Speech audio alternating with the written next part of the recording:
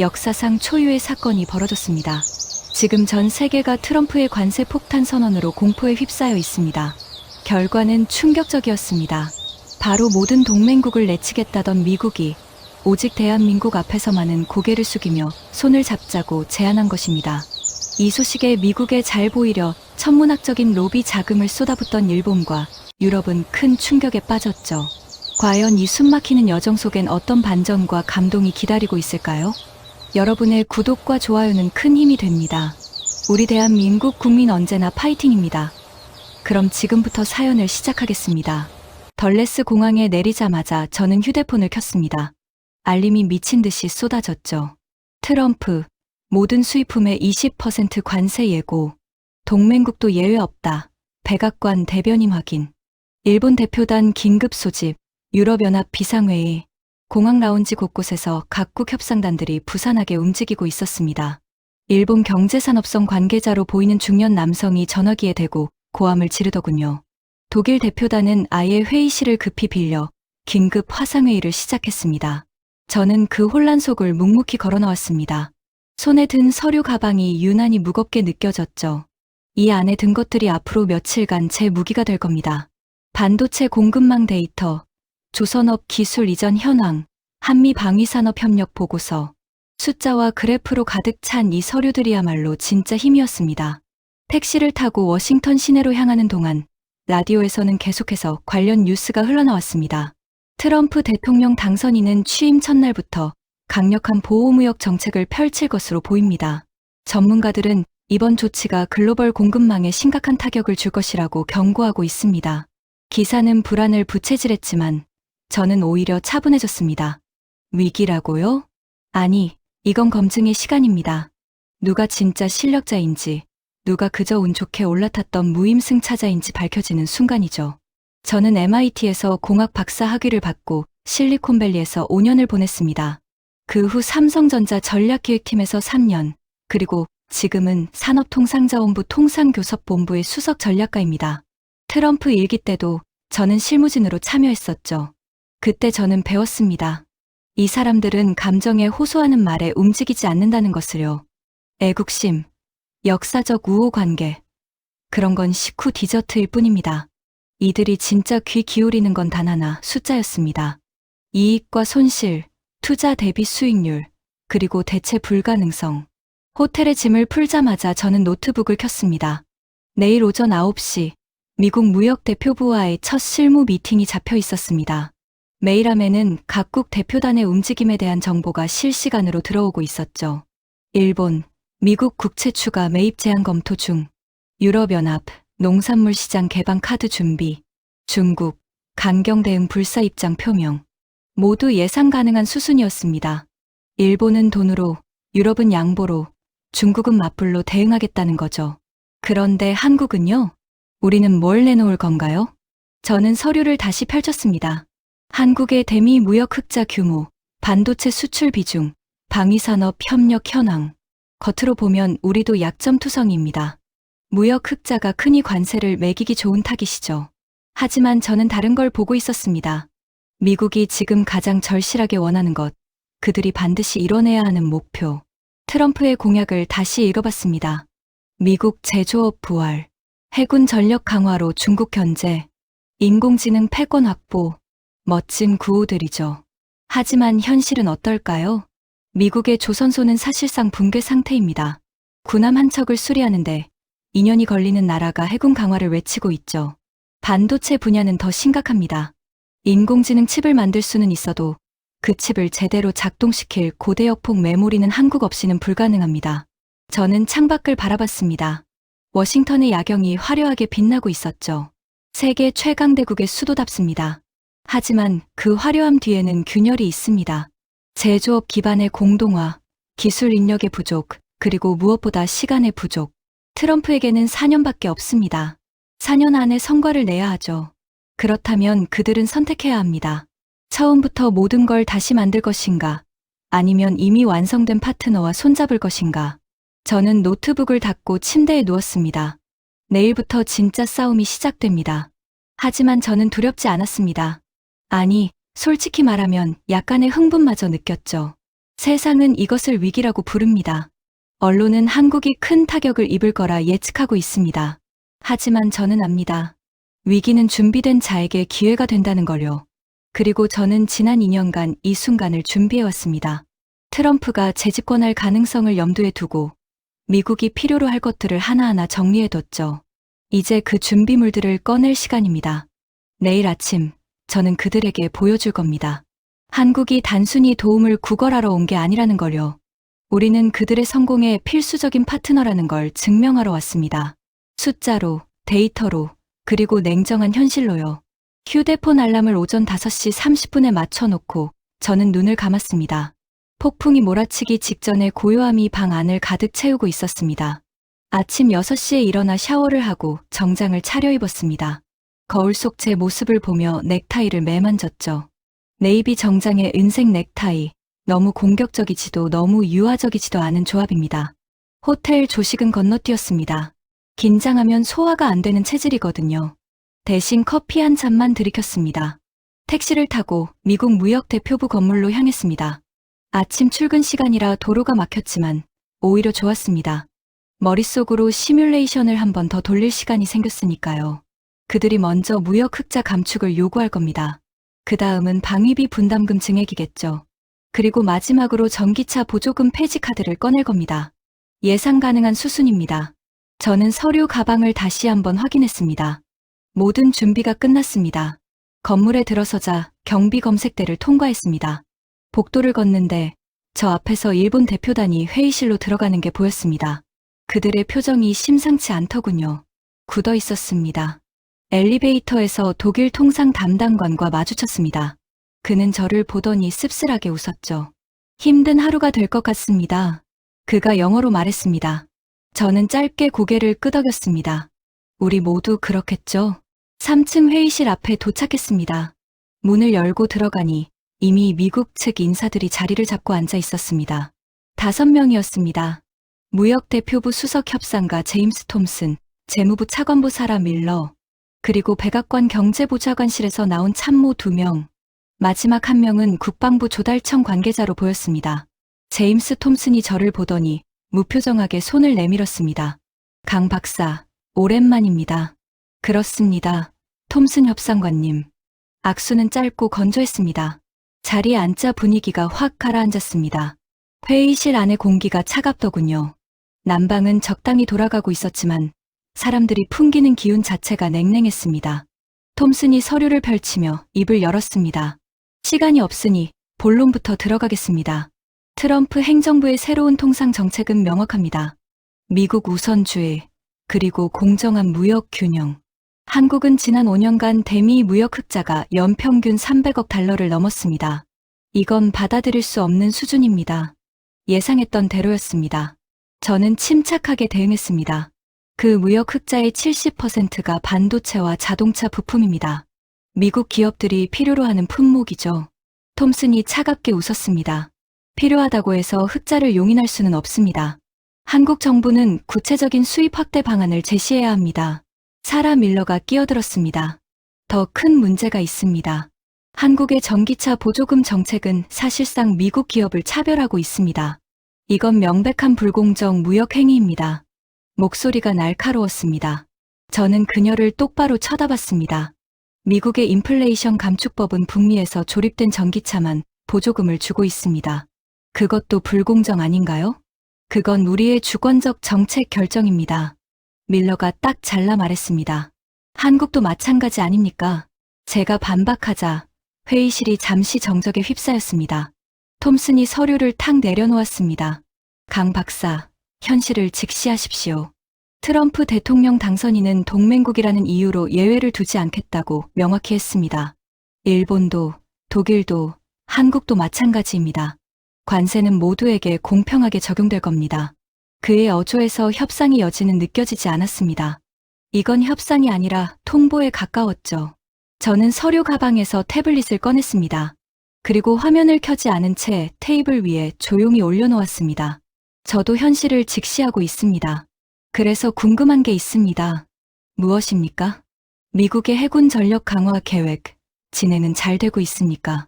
순간 국방부 조달청 관계자의 얼굴이 미세하게 굳었습니다. 제가 그걸 놓칠 리 없었죠. 톰슨이 미간을 찌푸렸습니다.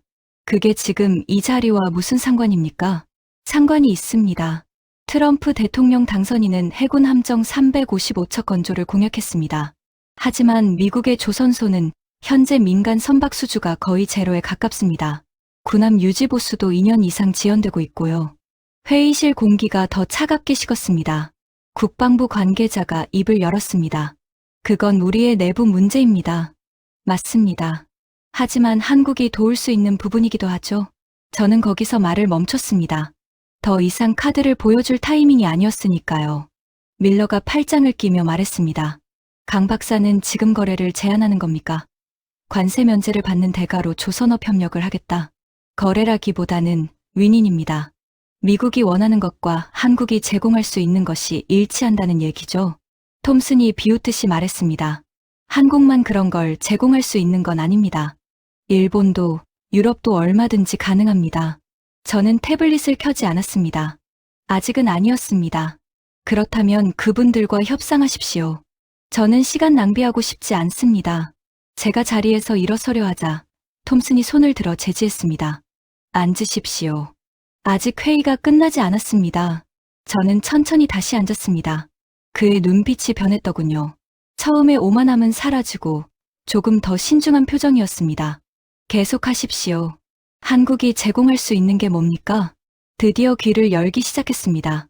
하지만 저는 서두르지 않았습니다. 오늘은 여기까지 하겠습니다. 다음 미팅 때 구체적인 제안서를 가져오죠. 왜 지금 말하지 않습니까?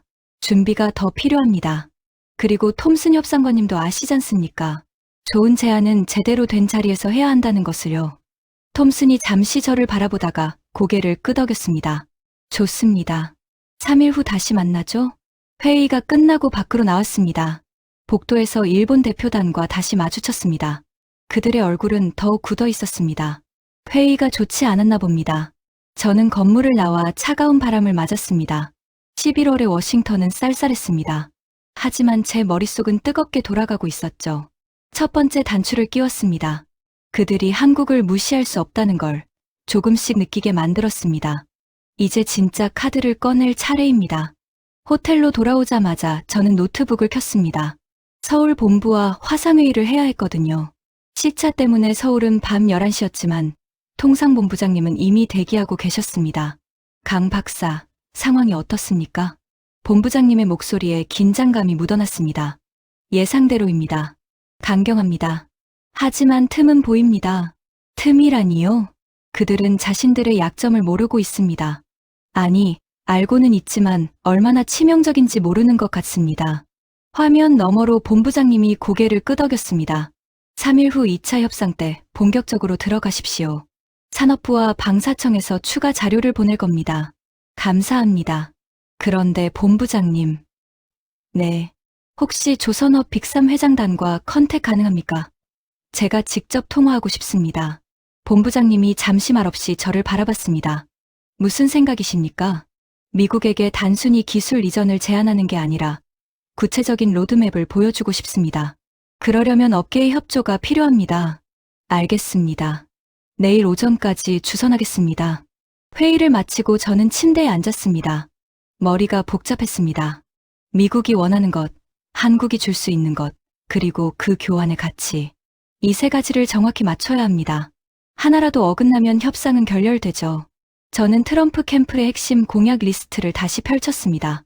미국 제조업 부활, 해군 전력 355척 목표, 인공지능 분야 세계 1위 유지, 세 가지 모두 야심찬 목표입니다. 하지만 현실은 어떨까요?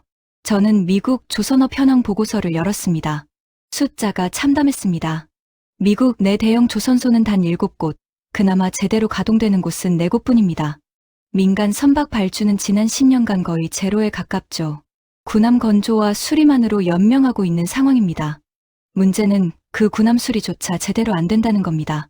버지니아급 잠수함 한 척을 수리하는데 평균 28개월이 걸립니다. 원래 계획은 12개월이었는데 말이죠. 이유는 간단합니다. 숙련된 용접공이 없습니다. 도크 시설이 노후화됐습니다. 그리고 무엇보다 경험이 부족합니다. 미국은 지난 30년간 상업용 선박을 거의 만들지 않았습니다. 군함만 만들다 보니 생산성이 떨어질 수밖에 없죠. 반면 한국은 어떨까요? 저는 현대중공업거제 조선소 자료를 열었습니다. 연간 선박 건조 능력 90척, 세계 1위입니다. 숙련 인력 2만 명, 최첨단 도크 시설, 그리고 40년간 쌓인 노하우. 군함은 만들지 않지만 기술은 충분히 이전 가능합니다. 특히 MRO 기술, 즉 유지보수 및 수리 기술은 한국이 세계 최고 수준이죠. 저는 계산을 해봤습니다. 만약 한국의 조선 기술을 미국에 이전한다면 미국의 해군 정비 기간을 최소 40%는 단축할 수 있습니다. 28개월이 17개월로 줄어드는 겁니다. 이건 단순한 시간 절약이 아닙니다. 전력 공백을 줄이는 거죠. 중국과의 패권 경쟁에서 결정적 차이를 만들 수 있습니다. 다음은 반도체입니다. 저는 인공지능 반도체 시장 보고서를 펼쳤습니다. 엔비디아의 GPU가 시장을 장악하고 있습니다. 하지만 GPU만으로는 부족합니다. AI를 제대로 돌리려면 HBM, 즉 고대역폭 메모리가 필수입니다. 그리고 이 HBM 시장의 95%를 한국이 장악하고 있죠. SK하이닉스와 삼성전자, 이 두 회사가 전 세계 공급을 책임지고 있습니다. 미국의 마이크론도 HBM을 만들긴 합니다. 하지만 아직 양산 단계가 아닙니다. 적어도 2년은 더 걸릴 겁니다. 그 2년 동안 미국은 한국 없이 AI 패권을 유지할 수 없습니다. 저는 웃음이 나왔습니다. 미국 우선주의라고 외치지만 정작 그 우선주의를 완성하려면 한국이 필요한 상황이죠. 이건 아이러니가 아닙니다. 현실입니다. 휴대폰이 울렸습니다. 현대중공업 권석주 회장님이었습니다. 강 박사, 본부장님께 연락받았습니다. 무슨 일입니까? 저는 간단명료하게 설명했습니다. 회장님, 미국 해군의 조선소 현황 아십니까? 대충은 압니다. 엉망이죠. 맞습니다. 그래서 제안이 하나 있습니다. 미국의 MRO 기술을 이전하는 겁니다. 대신 그들이 관세 면제와 방위산업 협력 확대를 보장하게 만들 겁니다. 전화 너머로 잠시 침묵이 흘렀습니다. 기술 이전이라 우리 핵심 기술을 넘기는 건 아니죠? 아닙니다. 유지보수와 정비 기술만 이전합니다. 신규 건조 기술은 건드리지 않습니다. 그 정도면 가능하겠군요. 그런데 미국이 받아들일까요? 받아들여야만 합니다. 그들에게는 선택지가 없습니다. 권 회장님이 짧게 웃었습니다. 알겠습니다. 협조하겠습니다. 구체적인 내용은 실무진끼리 조율하죠. 전화를 끊고 저는 다시 자료를 정리했습니다. 조선업 MRO 기술 이전, 반도체 우선 공급 보장, 그리고 방위산업 협력 확대. 이 세 가지 카드를 조합하면 됩니다.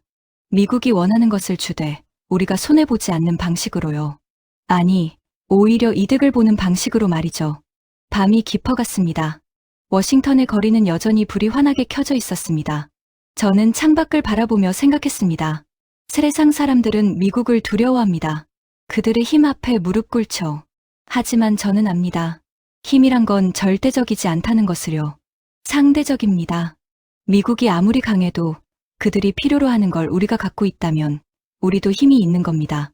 대체 불가능한 기술, 시간이 없는 상황, 그리고 명확한 이해관계.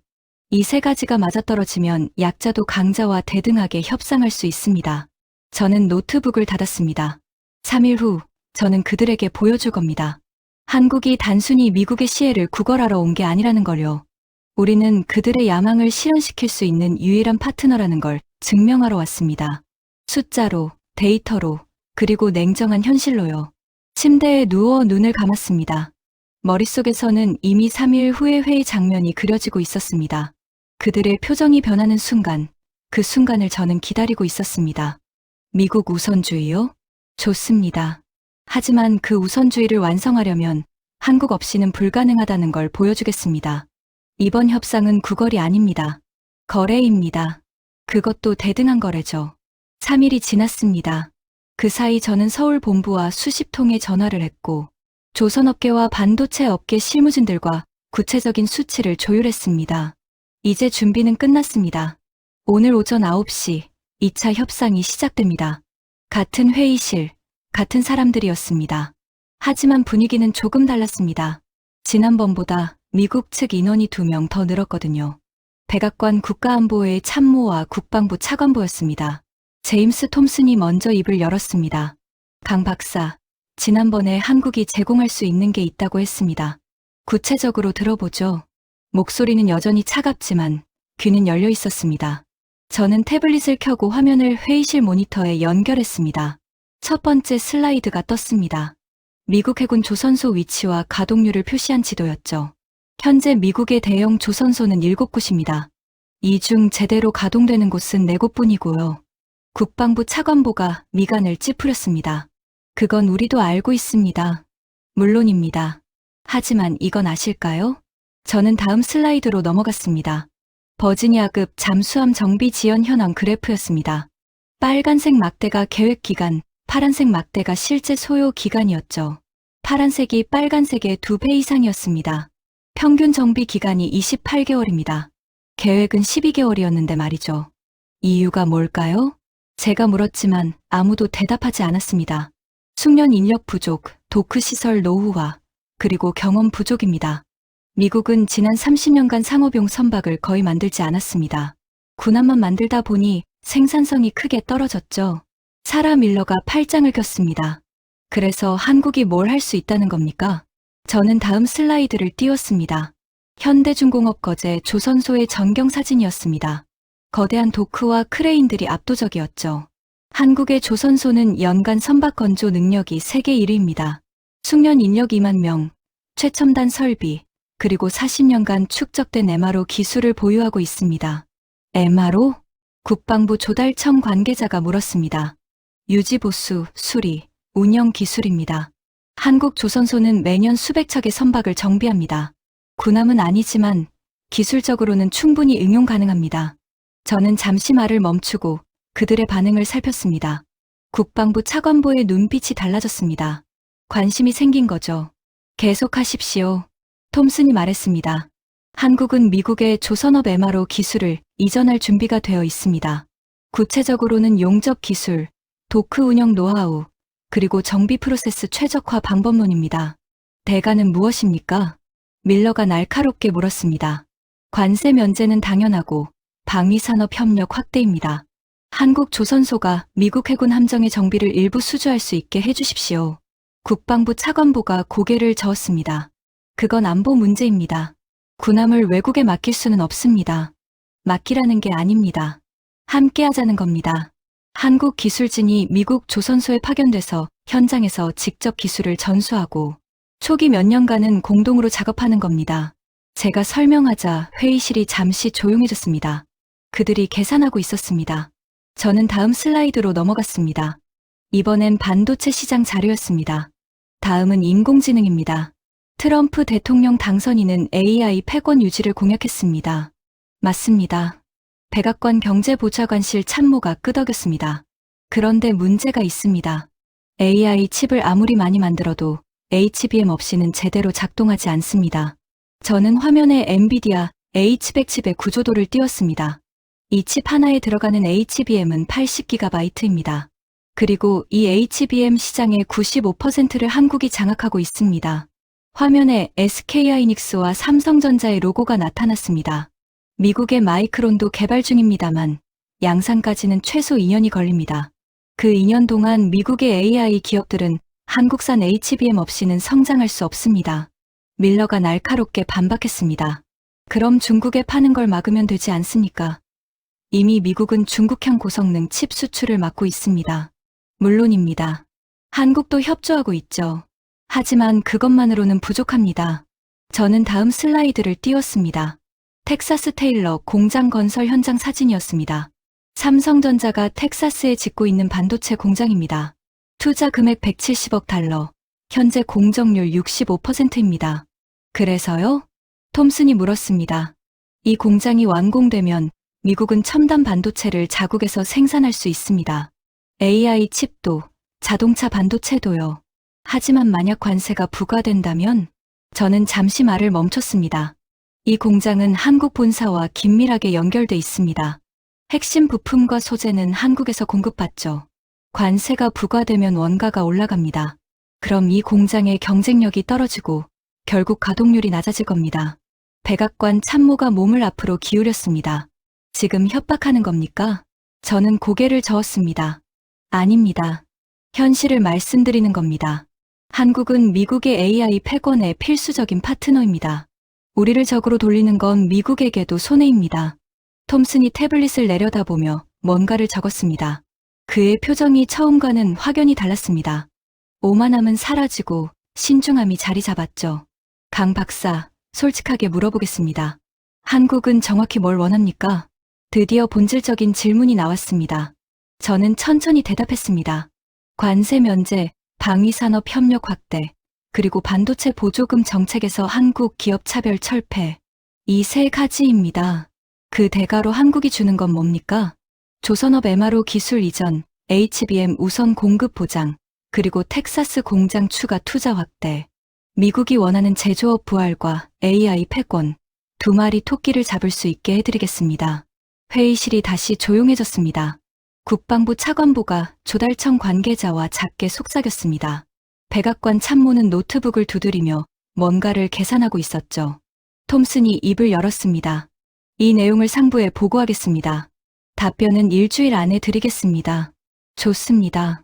저는 태블릿을 껐습니다. 회의가 끝나고 밖으로 나왔습니다. 복도에서 국방부 차관보가 저를 불렀습니다. 강 박사, 잠깐만요. 저는 걸음을 멈췄습니다. 비공식적으로 묻겠습니다. 정말 가능합니까? 미국 조선소의 정비 기간을 단축시킬 수 있습니까? 저는 그의 눈을 똑바로 바라봤습니다. 가능합니다. 최소 40%는 줄일 수 있습니다. 28개월이 17개월로 줄어드는 겁니다. 그가 천천히 고개를 끄덕였습니다. 그렇다면 우리에게 매우 중요한 제안이군요. 알고 있습니다. 그래서 가져온 겁니다. 차관보가 악수를 청했습니다. 좋은 협상 기대하겠습니다. 저는 그의 손을 잡았습니다. 이번엔 처음처럼 차갑지 않았습니다. 건물을 나서며 저는 하늘을 올려다봤습니다. 구름 사이로 햇살이 비쳤습니다. 히든카드를 꺼냈습니다. 이제 그들이 선택할 차례입니다. 일주일이 지났습니다. 그 사이 워싱턴은 더 추워졌고 저는 호텔방에서 대부분의 시간을 보냈습니다. 서울 본부와의 통화, 업계와의 조율, 그리고 끝없는 자료 검토. 하지만 미국 측에서는 아무런 연락이 없었습니다. 답답했지만 이건 좋은 신호였습니다. 만약 거절할 생각이었다면 진작에 통보했을 겁니다. 침묵은 그들이 진지하게 검토하고 있다는 뜻이죠. 8일째 되는 날 오후 톰슨에게서 이메일이 왔습니다. 내일 오전 10시 백악관 인근 회의실에서 만나고 싶습니다. 고위급 참석 예정. 고위급이라는 표현이 눈에 띄었습니다. 누가 올까요?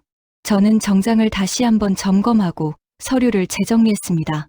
다음 날 아침 지정된 주소로 향했습니다. 백악관에서 2블록 떨어진 건물이었습니다. 경비가 삼엄했습니다. 신분증을 3번이나 확인받고서야 들어갈 수 있었죠. 회의실에 들어서자 이미 여러 사람이 앉아 있었습니다. 톰슨과 밀러는 물론이고 지난번에 봤던 국방부 차관보도 보였습니다. 그리고 한 명, 처음 보는 인물이 있었습니다. 50대 중반쯤 돼 보이는 백인 남성, 회색 정장에 안경을 쓴 그는 테이블 가장 끝자리에 앉아 있었습니다. 톰슨이 소개했습니다. 마이클 브래들리 국가경제위원회 부위원장입니다. 백악관 경제참모 중에서도 핵심 인물이죠. 트럼프와 직접 보고하는 라인입니다. 브래들리가 일어나 악수를 청했습니다. 강 박사, 만나서 반갑습니다. 당신의 제안서를 흥미롭게 봤습니다. 영광입니다. 자리에 앉자 브래들리가 바로 본론으로 들어갔습니다.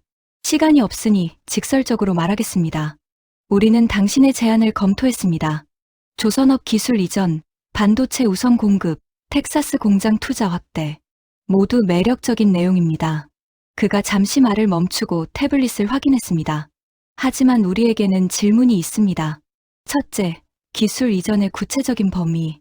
둘째, HBM 우선 공급의 물량. 셋째, 텍사스 공장 추가 투자 규모. 예상했던 질문들이었습니다. 저는 준비해온 자료를 펼쳤습니다. 먼저 기술 이전 범위입니다. 한국은 용접 기술진 50명, 도크 운영 전문가 20명, 그리고 정비 프로세스 컨설턴트 10명을 3년간 미국 조선소에 파견할 수 있습니다. 국방부 차관보가 끼어들었습니다. 3년이면 충분합니까? 충분합니다. 1년 차에는 직접 시연하며 가르치고, 2년 차에는 공동 작업하며 감독하고, 3년 차에는 독립적으로 수행하도록 만들 겁니다. 미국 조선소 인력들이 완전히 습득할 때까지 책임지겠습니다. 브래들리가 고개를 끄덕였습니다. HBM은요? SK하이닉스와 삼성전자가 합의했습니다. 향후 3년간 생산량의 60%를 미국 기업에 우선 공급하겠습니다. 엔비디아, AMD, 인텔 순으로요. 밀러가 계산기를 두드렸습니다. 60%면 연간 몇 개 단위입니까? 현재 생산 기준으로 연간 약 200만 개입니다. 내년에는 280만 개까지 늘어날 예정이고요. 브래들리의 눈빛이 달라졌습니다. 텍사스 공장은요? 삼성전자가 추가로 50억 달러를 투자할 준비가 되어 있습니다. 2027년까지 공장을 확장해서 생산 능력을 현재의 1.5배로 늘리겠습니다. 회의실이 잠시 조용해졌습니다. 브래들리가 펜을 돌리며 뭔가를 생각하고 있었습니다. 그러다 갑자기 질문을 던졌습니다. 강 박사, 솔직하게 대답해 주십시오. 이 모든 걸 왜 합니까? 한국이 얻는 게 뭡니까? 핵심을 찌르는 질문이었습니다. 저는 잠시 침묵했습니다. 그리고 천천히 입을 열었습니다. 미국 시장입니다. 정확히는 미국 시장에서의 안정적인 지위입니다. 설명해 보십시오. 트럼프 대통령 당선인은 보호무역을 강화하겠다고 했습니다. 한국 기업들은 그게 두렵습니다. 관세가 부과되면 경쟁력이 떨어지고 미국 시장을 잃을 수 있으니까요. 브래들리가 끄덕였습니다. 하지만 만약 한국이 미국의 핵심 목표 달성에 필수적인 파트너가 된다면요. 그럼 미국은 한국을 함부로 대할 수 없습니다. 이건 구걸이 아닙니다. 상호 의존입니다. 상호 의존이라. 브래들리가 중얼거렸습니다. 저는 계속 말을 이어갔습니다. 미국은 제조업 부활과 AI 패권을 원합니다. 한국은 그걸 도울 수 있습니다. 대신 우리는 미국 시장에서의 안정을 원합니다. 이게 공정한 거래 아닙니까? 브래들리가 웃었습니다. 처음으로 진짜 웃음이었죠. 트럼프식 거래군요. 기브 앤 테이크. 맞습니다. 대통령 당선인이 좋아할 만한 방식이죠. 브래들리가 다른 참석자들을 돌아봤습니다. 여러분 의견은 어떻습니까? 국방부 차관보가 먼저 입을 열었습니다. 국방부 입장에서는 찬성입니다. 함정 정비 기간이 40% 단축된다면 우리의 군 전력이 크게 강화됩니다. 중국과의 경쟁에서 결정적 우위를 점할 수 있습니다. 톰슨이 이어서 말했습니다. 무역 대표부도 나쁘지 않다고 봅니다. 한국의 대미 무역 흑자는 여전히 문제지만 그들이 미국에 투자를 늘리고 기술을 이전한다면 상쇄될 수 있습니다. 밀러는 조금 주저하는 표정이었습니다. 재무부는 신중해야 한다고 봅니다. 한국에 너무 많은 혜택을 주면 다른 나라들도 똑같은 걸 요구할 겁니다. 브래들리가 고개를 저었습니다. 밀러 차관보, 한국은 다릅니다. 일본이 HBM을 만듭니까? 유럽이 조선 기술을 갖고 있습니까? 한국은 우리에게 대체 불가능한 걸 제공합니다.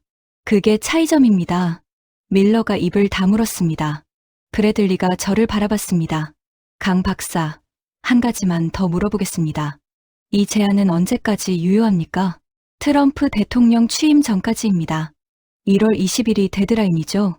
왜 그렇게 서두릅니까? 취임 후에는 관세 정책이 바로 시행될 겁니다. 그 전에 합의가 이뤄져야 피해를 최소화할 수 있습니다. 시간이 없습니다. 브래들리가 천천히 고개를 끄덕였습니다. 알겠습니다. 이 내용을 대통령 당선인께 직접 보고하겠습니다. 답변은 2주 안에 드리겠습니다. 회의가 끝났습니다. 밖으로 나오는데 브래들리가 다가왔습니다. 강 박사, 개인적으로 말하자면 당신의 제안은 매우 영리합니다. 감사합니다. 트럼프 대통령은 거래를 좋아합니다. 윈윈이라는 단어도 좋아하죠. 당신은 그 두 가지를 모두 제공했습니다. 그가 악수를 청했습니다. 좋은 소식이 있을 겁니다. 저는 그의 손을 잡았습니다. 이번엔 확신이 느껴졌습니다. 호텔로 돌아오는 택시 안에서 저는 창밖을 바라봤습니다. 워싱턴의 거리가 지나갔습니다. 미국이라는 나라는 힘이 셉니다. 하지만 그들도 계산을 합니다. 비용과 편익, 투자와 수익. 저는 그들에게 숫자를 보여줬습니다. 한국과 협력하는 게 이득이라는 걸 증명했죠. 이제 그들이 선택할 차례입니다. 하지만 저는 알고 있었습니다. 그들의 선택은 이미 정해졌다는 걸요. 2주가 지났습니다. 12월 중순이 되자 워싱턴은 완전히 겨울로 접어들었습니다. 거리에는 크리스마스 장식이 걸렸고 사람들은 두꺼운 코트를 입고 다녔죠. 저는 여전히 호텔 방에서 기다리고 있었습니다. 서울 본부에서는 매일 같이 진행 상황을 물어왔지만 저도 아는 게 없었습니다. 미국 측에서 아무런 연락이 없었으니까요. 답답했지만 조급해하지는 않았습니다. 큰 결정일수록 시간이 걸리는 법이니까요.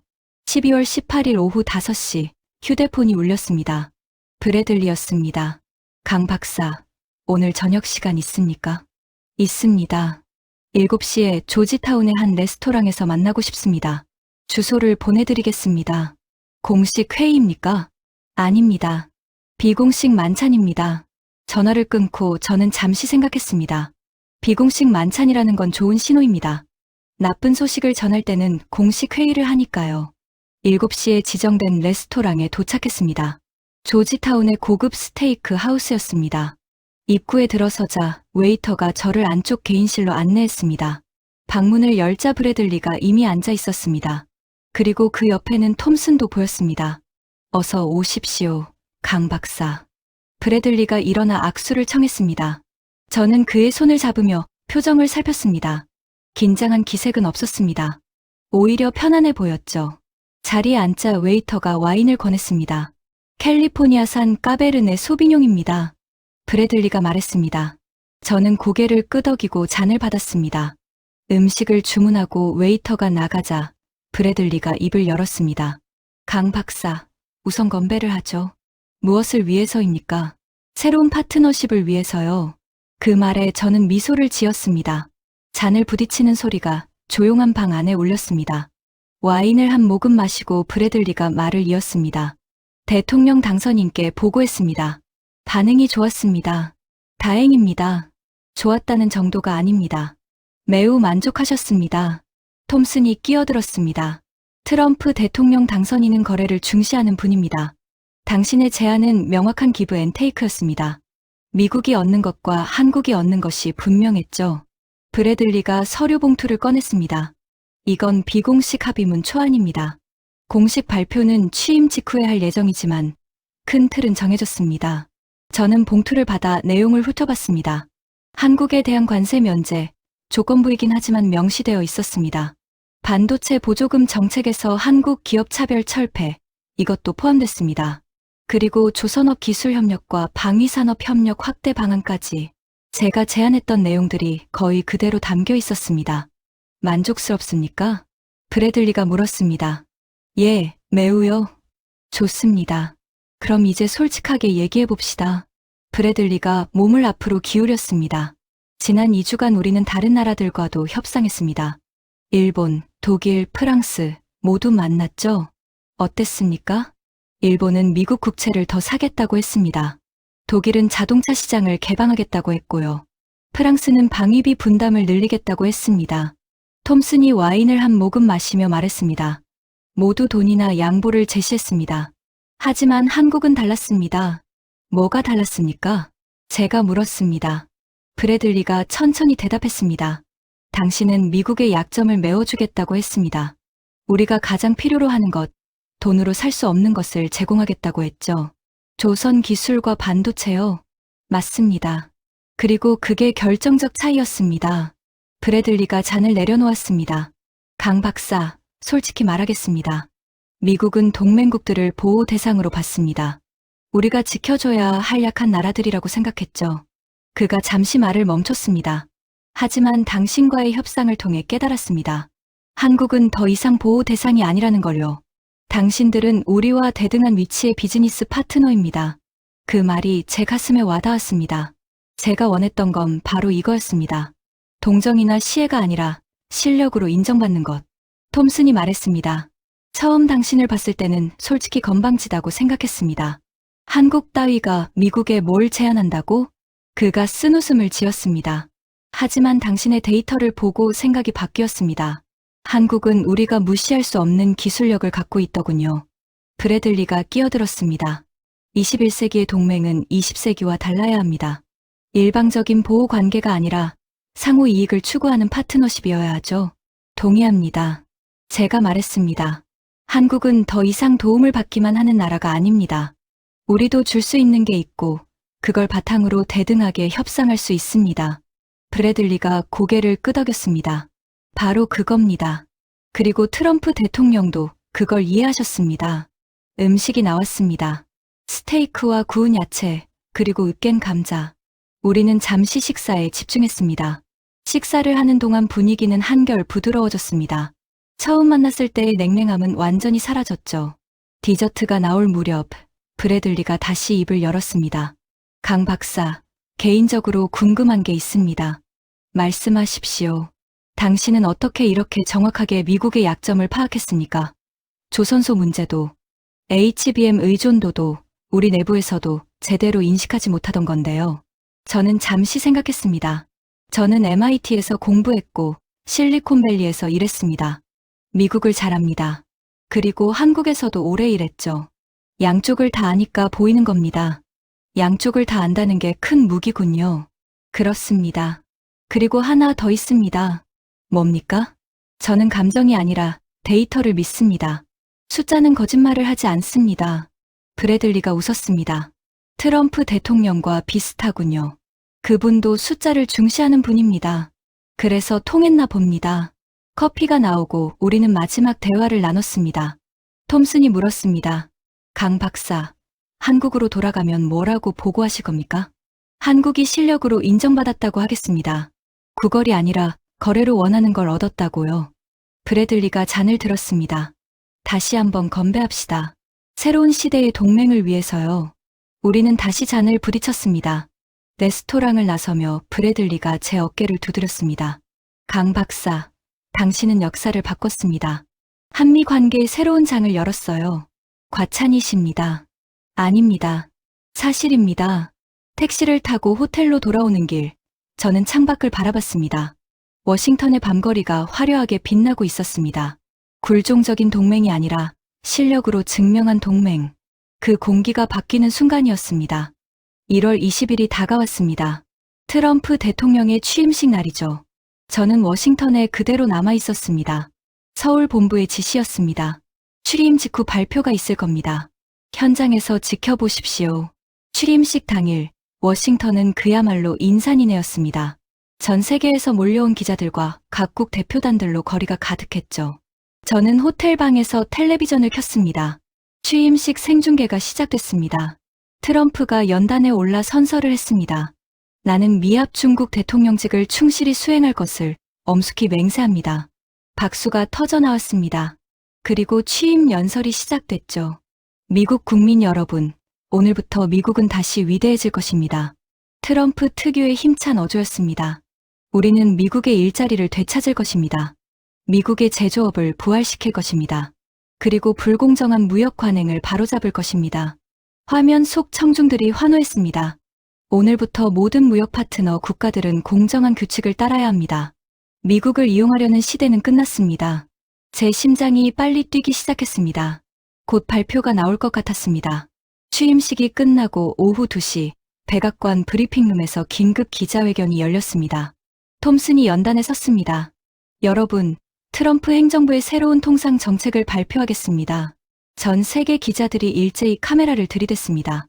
오늘부터 대부분의 국가에서 수입되는 제품에 보편 관세가 부과될 것입니다. 세율은 품목에 따라 10%에서 25%까지 차등 적용됩니다. 술렁임이 일었습니다. 일본 기자단 사이에서 탄식이 들렸습니다. 유럽 대표들의 얼굴이 굳었죠. 단, 몇 가지 예외가 있습니다. 톰슨이 서류를 한 장 넘겼습니다. 제 손에 땀이 났습니다. 첫째, 의료 및 필수 의약품은 관세 대상에서 제외됩니다. 둘째, 농산물 일부 품목도 예외로 합니다. 예상 가능한 내용들이었습니다. 그리고 셋째, 톰슨이 잠시 말을 멈췄습니다. 미국의 전략적 이익의 핵심적인 파트너, 국가와는 별도의 협력 트랙을 운영할 것입니다. 기자들이 일제히 손을 들었습니다. 질문 받겠습니다. 톰슨이 한 기자를 지목했습니다. 전략적 파트너란 구체적으로 어느 나라를 말합니까? 대한민국입니다. 그 순간 브리핑룸이 술렁였습니다. 한국 기자들이 놀란 표정으로 서로를 쳐다봤습니다. 일본 기자가 손을 들었습니다. 일본은 어떻습니까? 우리도 미국의 동맹국입니다. 톡슨이 냉정하게 대답했습니다. 일본은 기존 관세 체계가 적용됩니다. 한국과는 상황이 다릅니다. 무엇이 다릅니까? 한국은 미국이 필요로 하는 핵심 기술과 역량을 제공하기로 합의했습니다. 조선업 기술 이전, 반도체 우선 공급, 그리고 미국 내 투자 확대가 그것입니다. 독일 기자가 끼어들었습니다. 그럼 유럽은 어떻게 됩니까? 유럽도 마찬가지입니다. 한국과 같은 수준의 협력을 제안한다면 검토하겠습니다. 브리핑이 계속됐지만 저는 더 이상 집중할 수 없었습니다. 해냈습니다. 우리가 해냈습니다. 휴대폰이 미친 듯이 울렸습니다. 서울 본부, 언론사, 업계 관계자들 모두가 축하 전화를 걸어왔습니다. 저는 호텔 방 창가에 서서 바깥을 내려다봤습니다. 백악관이 보였습니다. 저 안에서 몇 주 전까지만 해도 우리를 무시하던 사람들이 이제는 우리를 인정하고 있습니다. 브래들리에게서 문자가 왔습니다. 축하합니다. 강 박사. 약속대로 했습니다. 저는 답장을 보냈습니다. 감사합니다. 좋은 협력이 되기를 바랍니다. 저녁 무렵 본부장님과 화상통화를 했습니다. 강 박사, 수고 많으셨습니다. 대통령께서 직접 치하하셨습니다. 영광입니다. 언제 귀국하십니까? 모레 비행기로 돌아가겠습니다. 푹 쉬십시오. 당신은 대한민국의 영웅입니다. 전화를 끊고 저는 침대에 누웠습니다. 영웅이라는 말이 어색했습니다. 저는 그저 제 일을 했을 뿐입니다. 하지만 그 일의 결과가 이렇게 클 줄은 몰랐죠. 다음 날 아침, 각국 언론의 헤드라인을 확인했습니다. 트럼프, 한국만 관세 폭탄에서 제외, 한미 관계, 새로운 전환점 맞았다. 일본과 유럽, 충격에 빠져. 특히 일본 언론의 반응이 격렬했습니다. 왜 한국만 특별 대우를 받는가? 일본의 외교 실패. 저는 씁쓸하게 웃었습니다. 이건 특별 대우가 아닙니다. 정당한 거래의 결과일 뿐이죠. 우리가 줄 수 있는 것과 그들이 원하는 것이 맞아떨어진 겁니다. 오후에 브래들리로부터 전화가 왔습니다. 강 박사, 귀국 전에 잠깐 만날 수 있습니까? 물론입니다. 1시간 후, 저는 브래들리를 백악관 근처 카페에서 만났습니다. 그는 편안한 차림이었습니다. 커피 한잔 하죠? 우리는 구석 자리에 앉았습니다. 브래들리가 먼저 입을 열었습니다. 언론 보셨죠? 난리가 났습니다. 봤습니다. 특히 일본과 유럽이 발끈했습니다. 우리에게 항해 전화가 빗발치고 있어요. 예상했던 일 아닙니까? 브래들리가 고개를 끄덕였습니다. 맞습니다. 하지만 우리는 흔들리지 않을 겁니다. 한국과의 합의는 미국에게 실질적 이익을 줍니다. 그가 커피를 한 모금 마셨습니다. 강 박사, 개인적으로 감사 인사를 전하고 싶습니다. 당신 덕분에 저도 배웠습니다. 뭘 배우셨습니까? 동맹이란 게 일방적인 게 아니라는 것을요. 서로 필요한 걸 주고받을 때 진짜 강해진다는 걸 깨달았습니다. 저는 미소를 지었습니다. 저도 배웠습니다. 미국이라는 나라는 힘으로만 움직이는 게 아니라 이익으로 움직인다는 걸요. 정확합니다. 브래들리가 손을 내밀었습니다. 다시 한번 축하합니다. 그리고 앞으로도 좋은 협력 부탁드립니다. 저는 그의 손을 잡았습니다. 저도 기대하겠습니다. 카페를 나와 거리를 걸었습니다. 1월의 워싱턴은 여전히 추웠지만 제 마음은 따뜻했습니다. 혜택을 구걸한 것이 아니라 그들이 필요해서 안달나게 만든 승리. 이게 진짜 협상입니다. 이게 진짜 외교죠. 호텔로 돌아와 짐을 쌌습니다. 내일 아침 비행기로 서울로 돌아갑니다. 넥타이를 정리하다가 문득 첫날이 떠올랐습니다. 덜레스 공항에 내려 이 넥타이를 메고 택시를 탔던 그날. 그때는 불안했습니다. 과연 될까? 미국이 우리 제안을 받아들일까? 하지만 이제는 확신합니다. 실력이 있으면, 데이터가 있으면, 그리고 상대가 필요로 하는 걸 제공할 수 있으면 어떤 강대국과도 대등하게 협상할 수 있다는 걸요. 인천행 비행기에 몸을 실었습니다. 비즈니스석 창가 자리였죠. 이륙 전 저는 마지막으로 워싱턴의 풍경을 내려다봤습니다. 백악관, 국회의사당, 링컨 기념관. 미국의 권력이 모여있는 이 도시에서 저는 한 달을 보냈습니다. 그리고 이제 돌아갑니다. 승리와 함께요. 비행기가 이륙했습니다. 구름을 뚫고 올라가자 시야가 탁 트였습니다. 저는 노트북을 꺼내 지난 한 달을 정리하기 시작했습니다. 보고서를 써야 했으니까요. 첫 회의에서 느꼈던 차가운 공기, 그들의 오만함. 두 번째 회의에서 꺼낸 히든카드, 조선과 반도체, 브래들리와의 만남, 그리고 결국 얻어낸 합의. 모든 순간이 생생했습니다. 문득 MIT에서 공부하던 시절이 떠올랐습니다. 교수님이 했던 말이 있었죠. 협상의 핵심은 힘이 아니라 가치입니다. 상대가 필요로 하는 걸 제공할 수 있다면 당신은 이미 테이블 위에 앉을 자격이 있는 겁니다. 그때는 이론으로만 들었던 말이 이제는 현실이 됐습니다. 한국은 미국이 필요로 하는 가치를 제공했습니다. 그래서 우리는 테이블에 앉을 수 있었고 대등하게 협상할 수 있었죠. 승무원이 음료를 가져왔습니다. 저는 물을 주문했습니다. 와인은 이제 지겹더군요. 지난 한 달간 너무 많이 마셨습니다. 창밖을 보니 태평양이 펼쳐져 있었습니다. 끝없이 넓은 바다. 예전에 누군가 한국을 세우라고 했죠. 고래 싸움에 새우 등 터진다고요. 하지만 저는 생각합니다. 한국은 더 이상 새우가 아니라고요. 우리는 이제 돌고래입니다. 작지만 영리하고 빠르고 그리고 무엇보다 필수적인 존재. 고래들이 싸울 때 돌고래는 그 틈을 비집고 들어가 자기 몫을 챙깁니다. 이번 협상이 바로 그랬습니다. 미국과 중국이 패권 경쟁을 하는 사이 한국은 양쪽 모두에게 필요한 존재가 됐습니다. 미국에게는 반도체와 조선 기술을, 중국에게는 또 다른 가치를 제공하면서요. 노트북을 닫고 저는 눈을 감았습니다. 피곤했습니다. 한 달간의 긴장이 한꺼번에 풀리는 기분이었죠. 잠깐 눈을 붙였는데 승무원이 깨웠습니다. 손님, 식사 시간입니다. 기내식이 나왔습니다. 비빔밥이었죠. 한 달 만에 먹는 한국 음식이었습니다. 고추장을 넣고 비비니 익숙한 맛이었습니다. 이 맛이 그리웠구나 생각했습니다. 식사를 마치고 다시 창밖을 봤습니다. 해가 지고 있었습니다. 서쪽 하늘이 붉게 물들었죠. 저는 다시 생각에 잠겼습니다. 이번 협상의 의미가 무엇일까요? 단순히 관세를 면제받은 것일까요? 아닙니다. 더 큰 의미가 있습니다. 한국이 세계 무대에서 자기 목소리를 낼 수 있다는 걸 증명한 겁니다. 강대국의 시혜를 기다리는 게 아니라 우리가 가진 걸로 당당하게 협상할 수 있다는 걸 보여준 거죠. 이게 진짜 국격입니다. 군사력이나 경제 규모만으로 측정되는 게 아닙니다. 대체 불가능한 기술력, 그리고 그걸 바탕으로 한 협상력. 이게 21세기의 국격이죠. 비행기가 북극을 지나고 있었습니다. 곧 러시아 상공을 통과할 겁니다. 그리고 몇 시간 후면 한국 영공에 진입하겠죠. 저는 휴대폰을 꺼내 메모를 적기 시작했습니다. 귀국 후 해야 할 일들이었습니다. 조선업계와의 기술 이전 세부 논의, 반도체 업계와의 공급 계획 수립, 그리고 정부 부처들과의 협력 체계 구축. 일은 이제 시작입니다. 합의를 했으니 이제 실행해야죠. 그게 더 중요합니다. 약속을 지키지 못하면 모든 게 물거품이 되니까요. 몇 시간이 더 지났습니다. 기내 조명이 어두워졌습니다. 대부분의 승객이 잠들었죠. 저는 여전히 잠이 오지 않았습니다. 머릿속이 복잡했습니다. 성취감과 동시에 책임감이 밀려왔습니다. 이제 한국은 미국과 약속을 했습니다. 그 약속을 지켜야 합니다. 기술을 이전하고 물량을 공급하고 투자를 확대해야 합니다.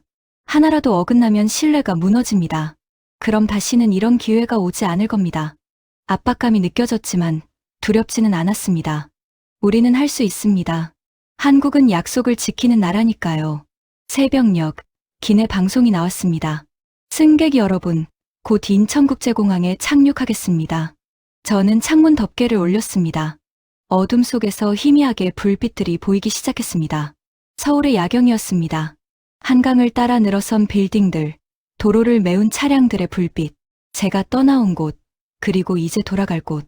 비행기가 고도를 낮췄습니다. 착륙 준비가 시작됐죠. 인천공항의 활주로가 눈에 들어왔습니다. 부드럽게 바퀴가 지면에 닿았습니다. 도착했습니다. 집에 왔습니다. 승객들이 일어나 짐을 꺼내기 시작했습니다. 저도 천천히 일어나 캐리어를 내렸습니다. 입국장으로 나가는 길, 면세구역을 지났습니다.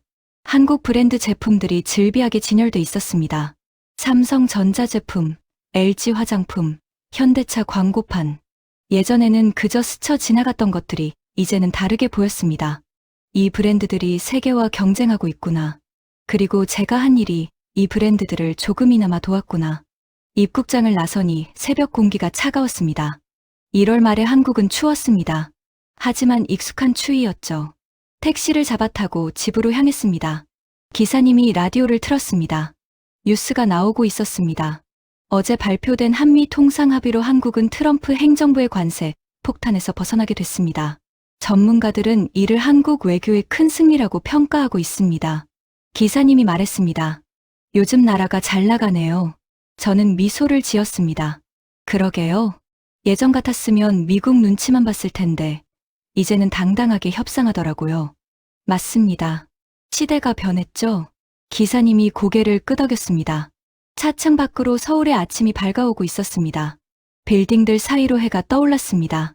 새로운 하루가 시작됐습니다. 한국의 새로운 하루, 그리고 제 새로운 하루. 집 앞에 내렸습니다. 현관문을 열고 들어가니 익숙한 공간이었습니다. 한 달 만에 돌아온 집. 저는 소파에 앉아 창밖을 바라봤습니다. 해가 완전히 떠올랐습니다. 저는 생각했습니다. 세계 질서가 아무리 자국 우선주의로 흘러가도 대체 불가능한 실력을 가진 자에게 국경은 없다고요. 한국은 이제 그런 나라입니다. 조선 기술, 반도체 기술, 그리고 그걸 바탕으로 한 협상력. 이게 우리의 무기입니다. 군사력으로 위협할 수도 없고 경제 제재로 굴복시킬 수도 없는 힘. 기술력이라는 힘이죠. 휴대폰이 울렸습니다. 본부장님이었습니다. 강 박사, 잘 도착했습니까?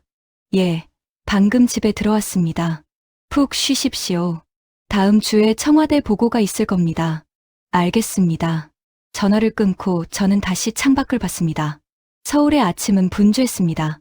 사람들이 출근길에 오르고 차들이 도로를 메우고 도시가 깨어나고 있었습니다. 이 나라, 이 사람들을 위해 일할 수 있다는 게 자랑스러웠습니다. 한국은 작은 나라입니다. 영토도 좁고 인구도 많지 않습니다.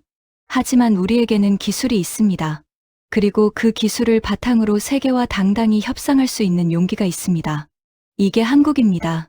이게 우리의 위치죠. 더 이상 강대국의 틈바구니에서 눈치 보는 나라가 아닙니다.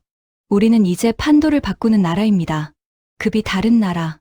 그런 나라가 됐습니다. 저는 소파에서 일어나 방으로 들어갔습니다. 침대에 누우니 피곤이 몰려왔습니다.